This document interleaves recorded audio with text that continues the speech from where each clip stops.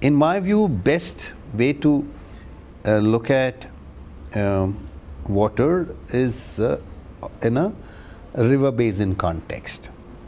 Now, river basins and rivers cut across states, right? What's privatization we're talking of? Private competency from private sector coming into water management.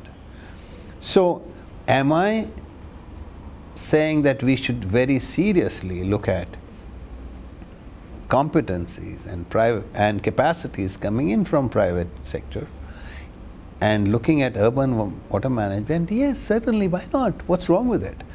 And what I'm trying to kind of say is that there are multiple stakeholders. You have public, you have community, you have private participation. All of these can come together, and there are areas that work best for each one of them to participate. So that is a good ecosystem to manage the water crisis, rather than saying that, okay, this is somebody's headache, it's so and so's headache. It doesn't really work. I think the sector will tend to get more transparent. That's one thing that will happen. And it's good for the sector, it's good for the consumer. So overall, I think it's something that should happen, and when it happens, it'll augur very well for the sector. I'm a strong believer in the India story. It's not so much about whether it's 9% growth or a 6% growth, but we will grow. And even if you're going to grow 6 to 7%, that's significant growth.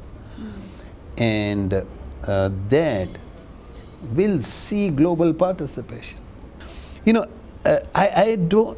I think it will be sort of limited if we talk of only real estate funds and real estate developers. There are many other pieces. I'm with the delegation of about 20 US architects tomorrow. So I looked at what are they looking for in this whole visit of theirs. They are looking for business opportunities. I don't think this is something that was heard of maybe 5 years back. So they're all looking at India to do business.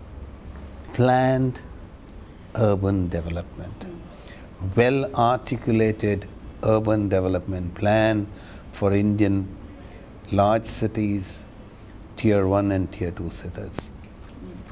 Well articulated, not just zoning and well articulated, looking into say 10 or 20 years. It should look at least 20 years. That is, if you ask me, my one single wish.